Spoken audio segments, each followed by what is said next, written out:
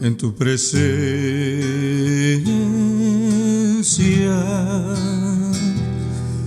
Estoy, Señor, para adorarte en tu presencia.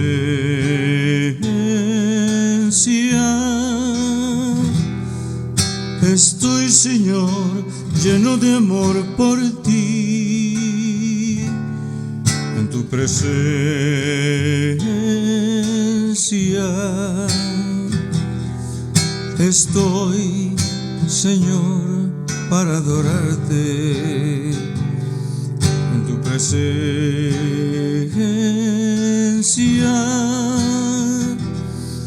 Estoy, Señor, lleno de amor por ti. Es que todo aquí en tu casa es para ti, para ti.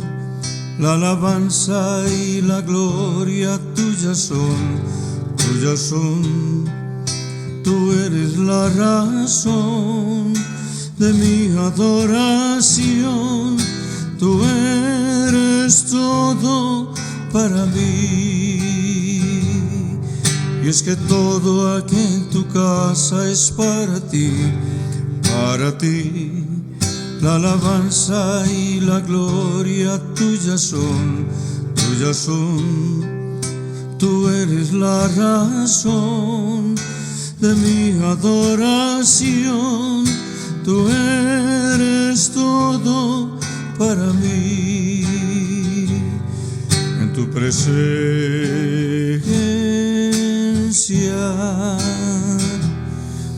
estoy, Señor, para adorarte en tu presencia.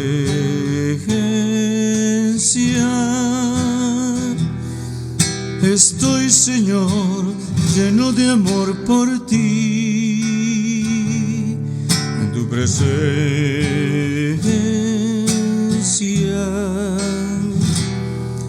Estoy, Señor, para adorarte en tu presencia.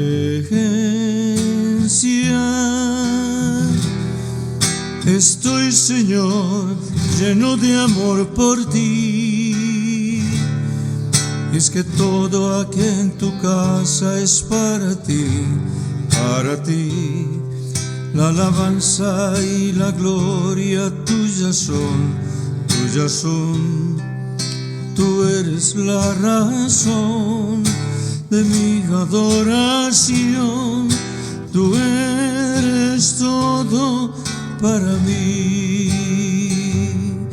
Y es que todo aquí en tu casa es para ti, para ti. La alabanza y la gloria tuyas son, tuyas son. Tú eres la razón de mi adoración. Tú eres todo para mí. Tú eres todo para mí. Tú eres todo para mí.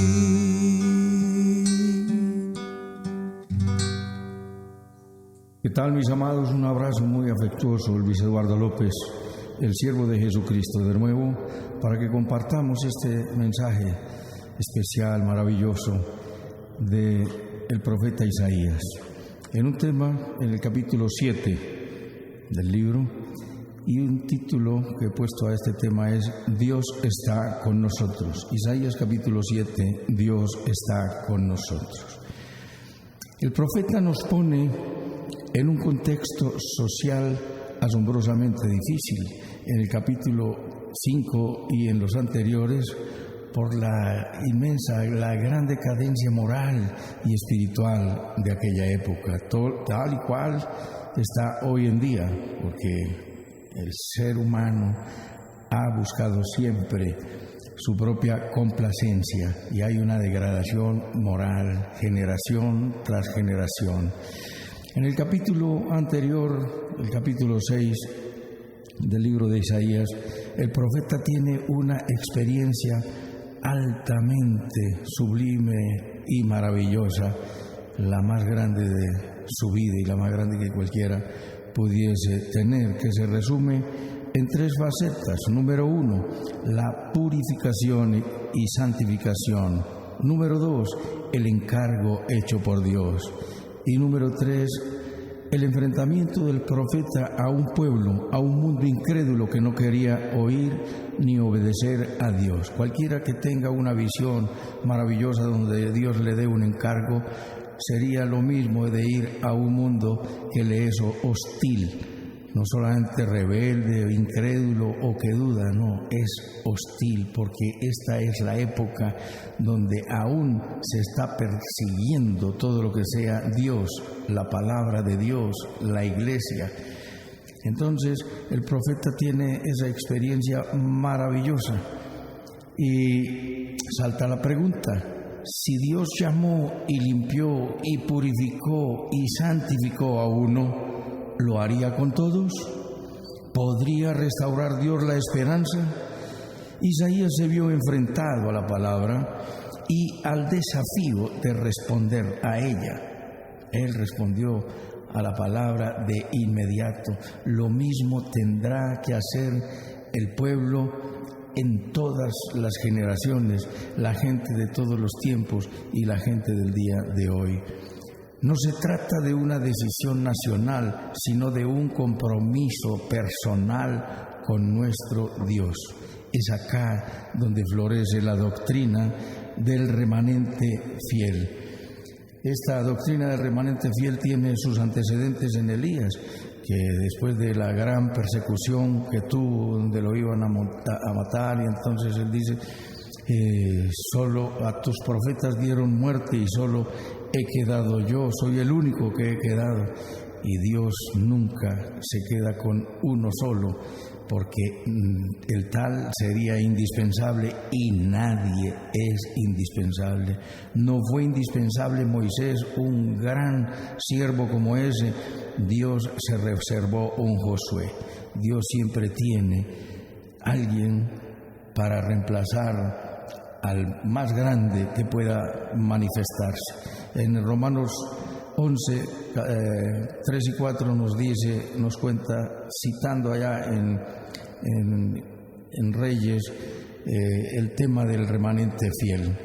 Me he reservado 7,000 que aún no han doblado las rodillas ante el demonio, ante Satanás, ante Baal.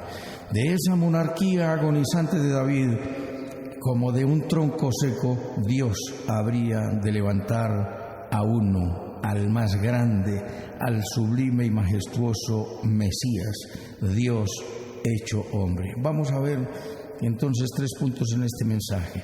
Número 1, un mensaje de esperanza, del versículo 1 al 9. Número 2, Dios ofrece una señal a Acaz. Y número 3, anuncio de juicio, ruina y muerte. Vamos con el punto número 1. Un mensaje de esperanza. Dice en el capítulo 7, versículo 1: aconteció en los días de Acaz, hijo de Jotam, hijo de Usías, rey de Judá, que Resín, rey de Siria, y Peca, hijo de Remalías, rey de Israel, subieron contra Jerusalén para combatirla, pero no pudieron tomarla. Contándoles esto de una manera más sencilla, ¿qué fue lo que ocurrió? Había una alianza. Les he contado, y ya lo sabemos, pero vale el repaso siempre porque habrá alguien que llegue tarde a los mensajes y que sepa que después del reinado de Salomón, el reino de Israel se dividió en 2, el reino del norte y el reino del sur. Al norte se llamaba Israel y al sur se llamaba Judá. Pero estas 2 naciones, o esta nación dividida en 2, terminó en hostilidades. Y aquí vemos que el reino del norte busca una alianza con el rey de Siria para combatir a su hermana Judá. Y nos dice la Escritura que no pudieron combatirla. Eran tiempos complicados, había un imperio dominante que era Asiria, y el pueblo del norte se alió con Siria. Estaba Siria y Asiria, son 2 diferentes Siria era un pueblo que le estaba dando la mano a Israel y Asiria era el pueblo que le estaba dando la mano a Judá. Pero esto lo hacían siempre por dinero, eran alianzas, esto no era gratuito, o yo te defiendo porque me caes muy bien, o porque eres muy bonito, de muy buena familia. Siempre ha primado el interés, y muchas veces es el interés económico y otras veces otro tipo de intereses, como ocurre en la vida laboral, los intereses sexuales y una cantidad de favores aterradores, llamadas de todas maneras pecado. Frente a tal situación, el rey y el pueblo de Judá se estremecieron. Versículo 2, vino la nueva a la casa de David diciendo: Siria se ha confederado con Efraín. Les recuerdo que al reino de Israel se le llamaba en algunas ocasiones Efraín. ¿Por qué? Porque de las 10 tribus que habitaban al norte, Efraín era la dominante. Entonces vino la palabra a la casa de David diciendo: Siria se ha confederado con Efraín. Y se le estremeció el corazón y el corazón del pueblo, como se estremecen los árboles del monte a causa del viento. Hubo gran temor, hubo pánico frente a esa terrible noticia que iban a ser invadidos. Pero Dios envía a Isaías para hablar con el rey Acaz, con el propósito de fortalecerlo y de darle aliento y de darle esperanza. Lo envió con su hijo, que se llamaba Sear-Jasub. Esto significa, el nombre del muchacho significa un remanente volverá. Su nombre, lo que quiere decir es que su nombre era una promesa, y Asiria no les podría hacer daño, no les capturaría, pero Babilonia sí habría de capturarles, como ocurrió tiempo más adelante, y les daría la libertad después de 70 años. Un remanente volverá. Sear-Jasub, el pueblo de Judá, no iba a ser capturado por Asiria, pero sí iba a ser capturado por el reino, por el imperio hegemónico que seguiría después de Asiria, el de Babilonia. Y le da la promesa a través del nombre. Es una manera muy singular y muy especial de Dios hablar, y le dice al pueblo: ustedes irán en cautiverio, pero un remanente volverá. Sear-Jasub. Versículo 3. Entonces dijo Jehová a Isaías: sal ahora al encuentro de Acaz, tú y Sear-Jasub, tu hijo, al extremo del acueducto del estanque de arriba, en el camino de la heredad del lavador, y dile: guarda y repósate. No temas, ni se turbe tu corazón a causa de estos 2 cabos de tizón que humean por el ardor de la ira de Rezín y de Siria y del hijo de Remalías. Ha acordado maligno consejo contra ti el sirio con Efraín y con el hijo de Remalías, diciendo: vamos contra Judá y aterroricémosla y repartámonosla entre nosotros y pongamos en medio de ella por rey al hijo de Tabel. Entonces ahí Dios, ¿qué hizo? Les descubrió sus planes maquiavélicos. Dios envía al profeta Isaías con su hijo, que se llamaba un remanente volverá. Dios les estaba diciendo: ustedes van a ir cautivos, pero no por por el cual se están atemorizando. No les tocará, pero como ustedes no se quieren arrepentir, vendrá el castigo a través de otro reino. Ese reino será el que les suceda, pero irán cautivos, irán esclavos por 70 años, pero un remanente volverá. Sear-Jasub, guárdate, repósate, está diciéndole en el versículo 4. Nuestra fortaleza es estar quietos. En el capítulo 30 nos dice en el versículo 7: yo les dije que su defensa era estarse quietos. En el versículo 15 del mismo capítulo 30 nos dice En descanso y reposo seréis salvos, en quietud y confianza será vuestra salvación, y no quisiste. Nosotros estamos viendo a través de este estudio del libro del profeta Isaías, y lo verás en el estudio de todas las Sagradas Escrituras, que Dios está invitando continuamente al pueblo, a su pueblo, para salvarlos, para sacarlos de apuros, para sacarlos de aprietos. Pero Dios les dice, pero ustedes tienen que darle la espalda al pecado, tienen que darle la espalda a la adoración, a los dioses falsos. Ustedes tienen que venir a mí, porque yo soy el dueño del universo, yo soy el único Dios, soy el único creador. Yo los hice, yo los creé y los crié, los liberté, les dio libertad de la esclavitud en Egipto, y les decía que el rey al que le iban a temer no tenían necesidad de temerle, aunque se hayan confederado y hayan hecho una alianza con el reino del norte. Siria y el reino del norte eran sencillamente dos tizones de fuego que se estaban apagando. Nos dice, no temas, no se turbe tu corazón a causa de estos dos cabos de tizón que humean. Imagínate, hazte la composición de tiempo, modo y lugar de dos antorchas que van apagando y disminuyéndose. ¿Cuál es el temor? Yo estoy al cuidado de ustedes, ustedes están teniendo temor de lo que están viendo. Dos ejércitos que se vienen contra ustedes, y son dos ejércitos debilitados. Y frente a mí, ¿quién podrá tocarlos? El problema realmente no era un problema político, era un asunto religioso, si podemos llamarlo. De nuevo les digo religioso, porque el cristianismo no es religioso, y el cristianismo es eterno. No digamos que el cristianismo nace. Nuestro credo se llama judeocristiano. ¿Por qué? Porque en el Antiguo Testamento se anuncia el cristianismo, y el Antiguo Testamento se cumple con Jesucristo. El cristianismo es profético en el Antiguo Testamento, y la salvación es dada por gracia tanto desde el Antiguo Testamento como en el Nuevo Testamento. Recuerden en Génesis 6, cuando Dios vio la maldad de los hombres sobre la tierra, que era mucha, y dice, pero Noé halló gracia delante de Dios. Es la gracia de nuestro Dios, y Dios está salvando a este pueblo. Dios salvó al pueblo de la esclavitud en Egipto. ¿Por qué? Porque se portaron muy bien, por pura gracia. Vemos a un pueblo que lo sacó de la esclavitud y fueron a libertad, y donde iban estaban renegando contra Dios y contra el líder. Por eso nos recuerda el rey Josafat: creed en Jehová y estaréis seguros.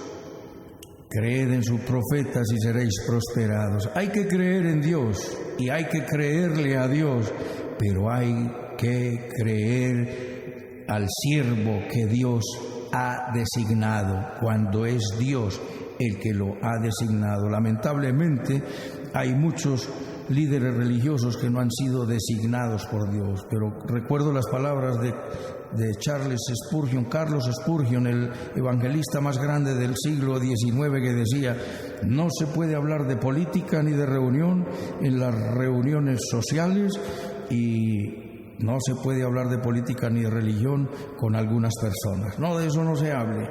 Por eso es que los gobiernos están llenos de malos gobernantes y de políticos corruptos, y en la iglesia, en la dirección de la iglesia, está llena de falsos profetas que se han apoderado y han hecho negocio.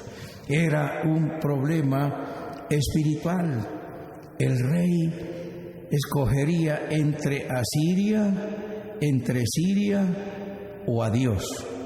Ese era el asunto. Tenía las dos amenazas. Estaba la amenaza de Asiria y la amenaza del reino del norte.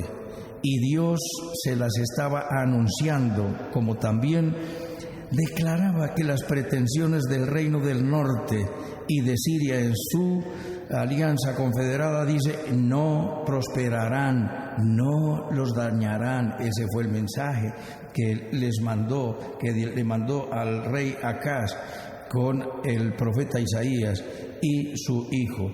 en el versículo 8 nos está diciendo, ahí vamos a mirar entre líneas lo que dijo el profeta y lo que no dijo. Le recuerdo el 7, por tanto Jehová el Señor dice así, no subsistirá, no será. Por eso le estaba diciendo, no temas. Amado que me escuchas, esas amenazas que vienen sobre ti de ruina, de dificultad, de muerte, frente a una situación tan apremiante como la que pasa no solo en nuestro país, sino el mundo entero, y de esta cómo nos levantaremos. Y la pregunta está hecha en el Salmo 121. ¿De dónde vendrá mi socorro? Mi socorro viene de Jehová, que hizo los cielos y la tierra. Dios es siempre nuestro ayudador.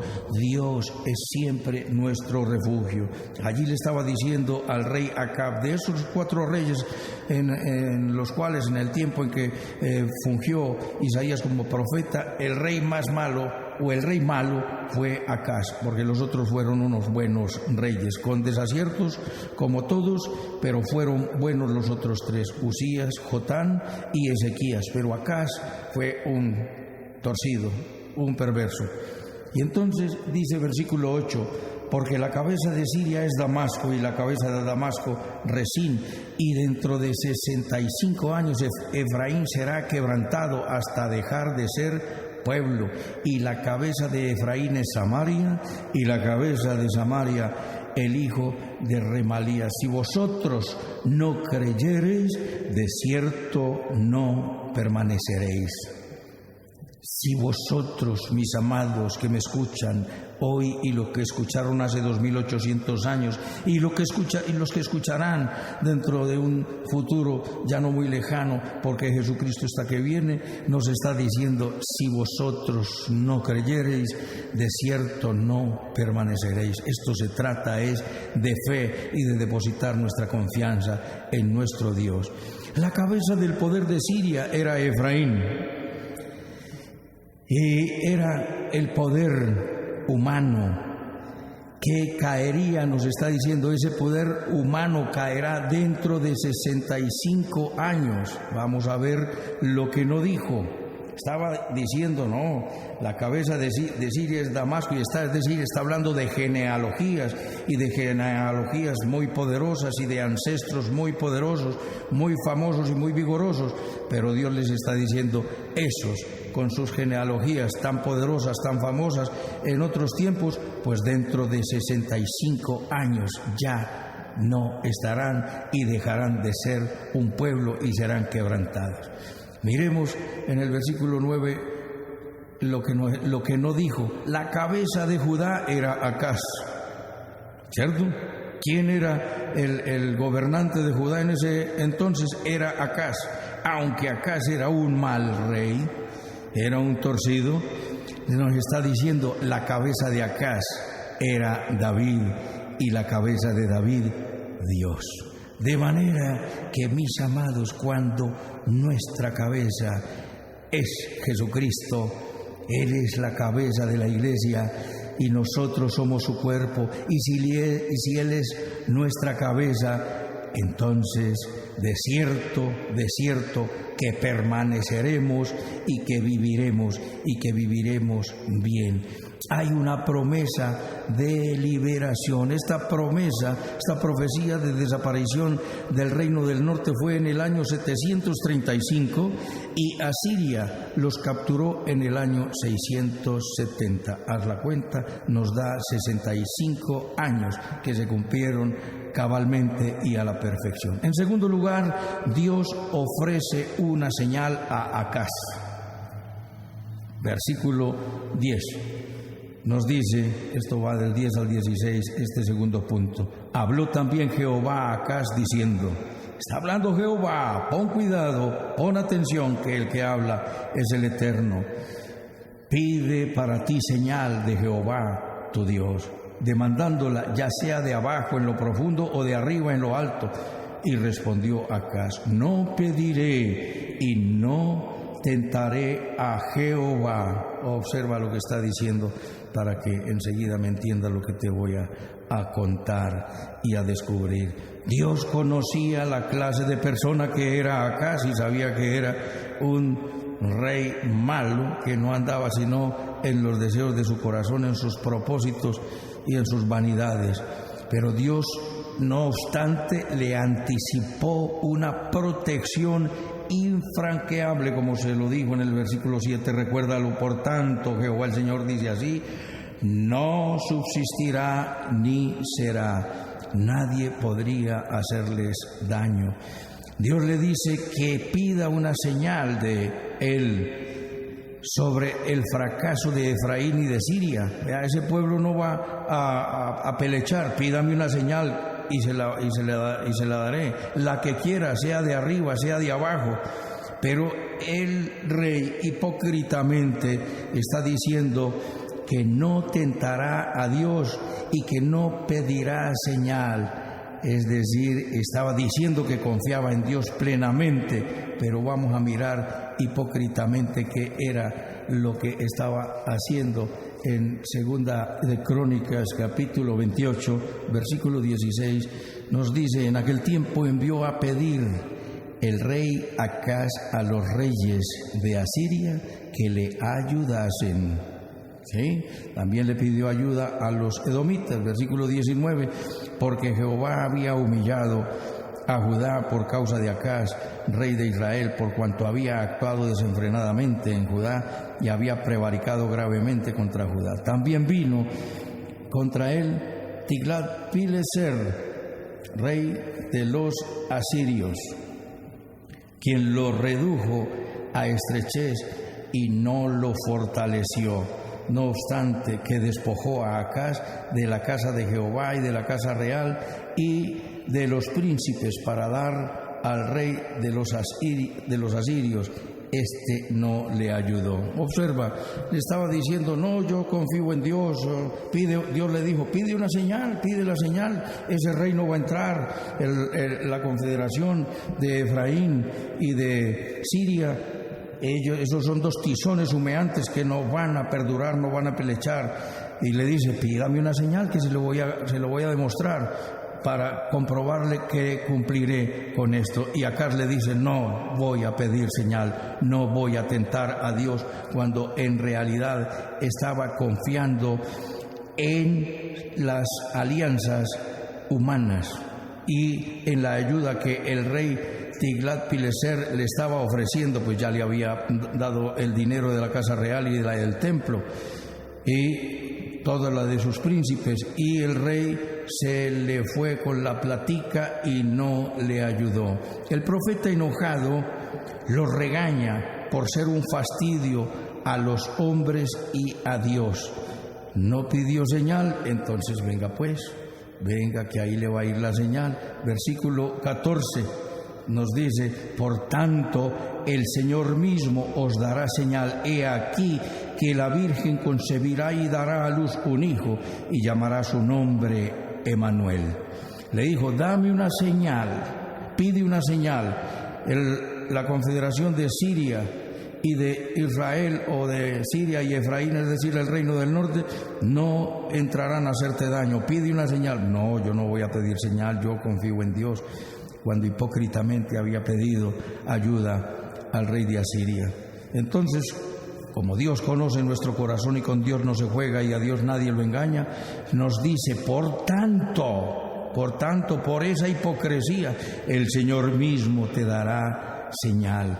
He aquí que la Virgen concebirá y dará a luz un hijo y llamará su nombre Emanuel. Comerá mantequilla y miel hasta que sepa desechar lo malo y escoger lo bueno. Porque antes que el niño sepa desechar lo malo y escoger lo bueno, la tierra de los dos reyes que tú temes será abandonada. Jehová hará venir sobre ti, sobre tu pueblo y sobre la casa de tu padre días cuales nunca vinieron desde el día que Efraín se apartó de Judá, esto es, al rey de Asiria. ¿Cuál fue la señal? Le dijo: pida señal, no la quiso pedir. Bueno, yo entonces le doy la señal. ¿Cuál sería la señal? la Virgen concebiría y daría a luz un hijo, y llamará su nombre Emmanuel. ¿Sí? Esta era la señal del nacimiento de nuestro Señor Jesucristo. Esto tiene un cumplimiento perfecto. Era una señal, es decir, una señal en los 3 evangelios primeros. Los hechos sobrenaturales de Jesús se llaman milagros, y en el 4 evangelio se llaman señales. Dame señal, no te será dada señal, sino la señal de Jonás, que estuvo 3 días y 3 noches en el vientre de un pez. El nacimiento de Emmanuel confirmará a Acaz todo lo que Dios dijo, todo lo que le prometió por medio del profeta Isaías, es decir, que ese era el momento de la decisión, era el momento en que debía creer, era el momento en que debía acercarse a Dios, porque lo había dicho en el versículo 9: si vosotros no creyereis, de cierto moriréis. Esperar, si no creían, habría de esperar la retribución divina, y si creían, entonces habría la bendición, y Dios haría retroceder a todos aquellos que querían atacarle. Retribución divina contra la incredulidad siempre será. Mi amado, ¿no quieres esa retribución divina? Para la incredulidad, acércate a Dios y créele a Dios. Da testimonio: este hombre que sirve a Jesucristo hace más de 30 años y que me sacó de una vida vacía y vana, inútil, y que iba camino a la perdición, o más bien ya estaba en ella, pero de ella me sacó el Señor, y vivo los tiempos más deleitosos de mi vida, que es servir a nuestro Señor Jesucristo. Isaías utilizó la expresión más clara para el anuncio. El nacimiento virginal era una señal que, como les he dicho, significa milagro, hecho sobrenatural, nacimiento virginal. Esto no lo ve Acaz, porque esto se cumple en Jesús. ¿Qué fue lo que vio Acaz? Acaz pudo ver que el profeta Isaías tomó en el capítulo 8, en el capítulo siguiente, nos dice que él se allegó a la profetisa. En el 8:3 dice: y me llegué a la profetisa, la cual concibió y dio a luz un hijo, y me dijo Jehová, ponle por nombre Maher Salal Asbal. Era, al parecer, la segunda esposa de Isaías, porque ya había tenido un hijo con otra, y esta era una mujer, era profetisa, ¿sí? Y era virgen. Y entonces Dios le da hijo al profeta de la profetisa, que era una joven virgen y que concibió y dio a luz un hijo, y que nos Mael Salal Asbaz, que dice: la presa se apresura. ¿Sí? ¿Por qué no lo llamó Emmanuel? Porque Emmanuel es un título, es una expresión que significa Dios con nosotros. Lo vemos en el capítulo 8, en el versículo 8 dice: y pasando hasta Judá, inundará y pasará adelante y llegará hasta la garganta, extendiendo sus manos, sus alas, llenará la anchura de su tierra, oh Emmanuel. Es decir, oh Dios con nosotros. Versículo 10: tomad consejo y será anulado, proferid palabra y no será firme, porque Dios está con nosotros. Emmanuel, más que un nombre, era un título, era una expresión. Dios está con nosotros, era una declaración de fe, una señal de un milagro, de la presencia misma del Dios eterno con nosotros. Esta es una declaración de alabanza, de asombro en el cumplimiento, como está dicha. ¿Qué fue lo que vio el profeta? Dios le dijo: antes de que el niño llegue a una edad mayor, antes de que el niño sepa desechar lo bueno y escoger lo malo, verá que esos 2 tizones de los que nos habló en el versículo 4, los 2 tizones que humean se apagarán y no llegarán y no subsistirán. Estaba dando una palabra de confianza, una declaración segura. Nuestro Dios, Señor, Rey y Salvador, nos dice: comerá mantequilla y miel, es decir, significa el alimento de los pobres. Nos dice, seguimos en el versículo 16, porque antes que el niño sepa desechar lo malo y escoger lo bueno, la tierra de los reyes que tú temes será abandonada. Nos está diciendo muy pronto, muy inmediato y a la posterioridad del nacimiento, muy rápido, el Emanuel, antes de que él tenga entendimiento, esos 2 reyes serán derrotados. Esto ocurrió exactamente 3 años después. Entonces vamos al tercer punto, al punto final, el anuncio de juicio, ruina y muerte. Hemos visto un mensaje de esperanza. Se vinieron contra el pueblo de Judá los 2 reyes, el de Siria y el de Efraín, e Israel, el reino del norte, y se vinieron contra Judá, y Dios le manda la promesa de bendición a través del profeta y de su hijo Sear Jasub.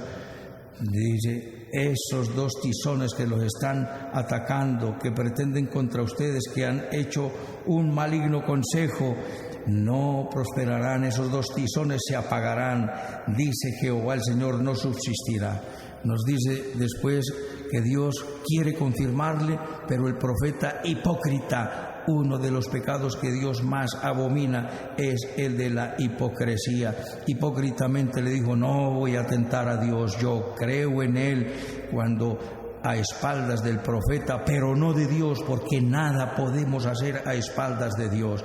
A espaldas del profeta él había hecho alianza con el rey de Asiria y le dio todo el dinero, de manera que la señal dice: si no quisiste pedir señal, yo te voy a salvar, aunque como rey no te lo mereces, pero quiero salvar a mi pueblo. ¿Por qué? Por honor y por bendición a mi hijo David, porque Dios prometió a Abraham, Isaac y Jacob. El pueblo del norte fue malo y fue re malo, y fue un pueblo que desapareció en la diáspora o en la dispersión en el año 722 antes de Jesucristo. Este pueblo tuvo algunos reyes buenos y Dios le dio oportunidades y no tuvieron castigos, pero no los tuvieron tan grandes como haber desaparecido, porque aun cuando fueron cautivos a Babilonia pudieron regresar. El reino del norte nunca regresó allá.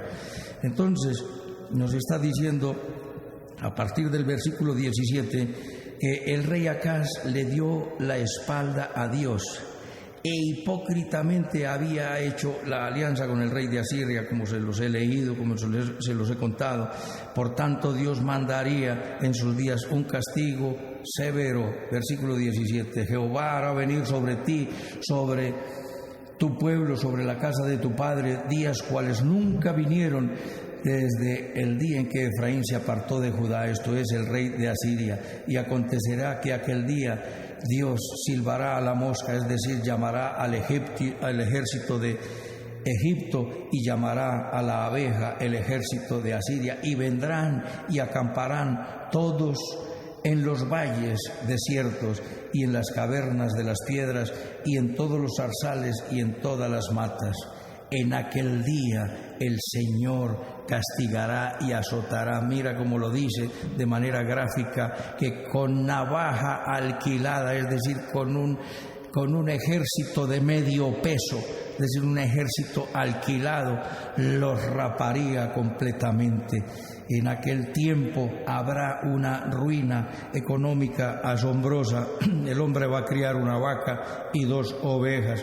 Nos dice que habrá ruina, versículo 23, acontecerá que en aquel tiempo que el lugar donde había 1000 vides que valían 1000 siclos de plata será para espinos y cardos. ¿Qué nos está diciendo? Espinos y cardos, donde había una agricultura floreciente. Recuerda que Dios ha prometido que convertirá el desierto en campo fértil y el campo fértil lo convertirá en bosque. En el capítulo 51 nosotros vemos también como Dios está prometiendo hacer esos manantiales. Cuando nosotros nos acercamos a Dios, lo único que tenemos que hacer es estar atentos y esperar, porque ciertamente, recuerda lo que dice Isaías 51, ciertamente consolará Jehová a Sión y consolará todas sus soledades y cambiará su desierto en paraíso y su soledad en el huerto de Jehová,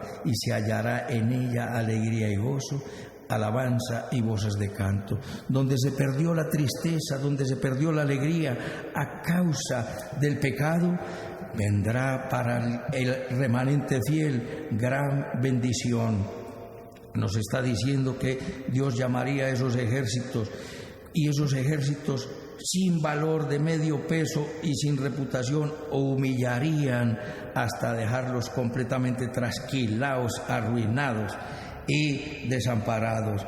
La producción agrícola y la producción industrial sería nula, solo tendrán alimento de pobres. La buena siembra no existirá, la tierra solo producirá espinos y cardos. En cambio, mis amados, la bendición para el que se acerca a nuestro Dios es una bendición de prosperidad, como nos está diciendo, y les vuelvo a leer en Isaías 51, versículo 3. Ciertamente consolará Jehová a Sión, consolará todas sus soledades y cambiará su desierto en paraíso y su soledad en el huerto de Jehová. Se hallará en ella alegría y gozo, alabanza y voces de canto.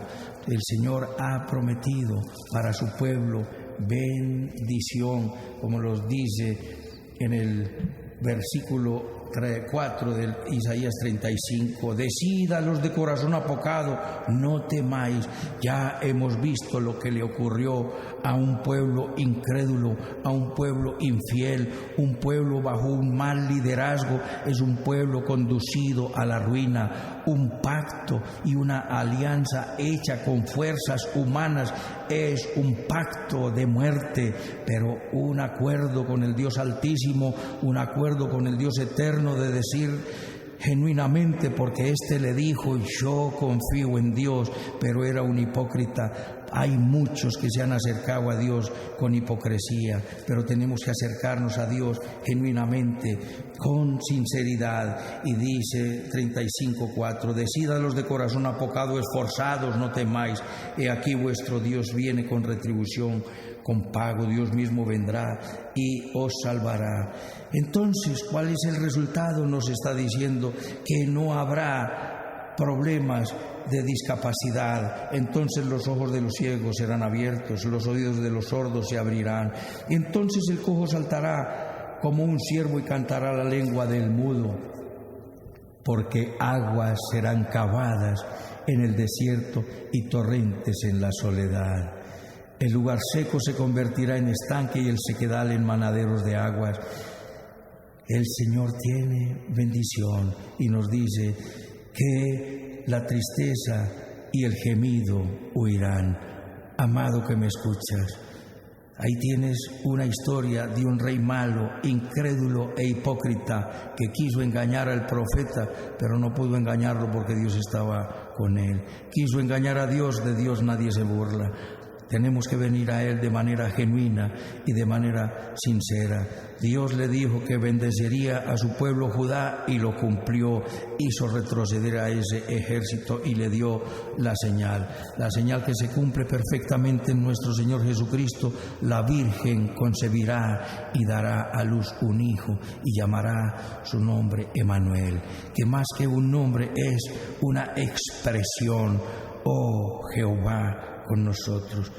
Te invito a que le digas: Señor, yo confío en ti. Señor, me pongo en tus manos. deposito toda mi confianza en ti.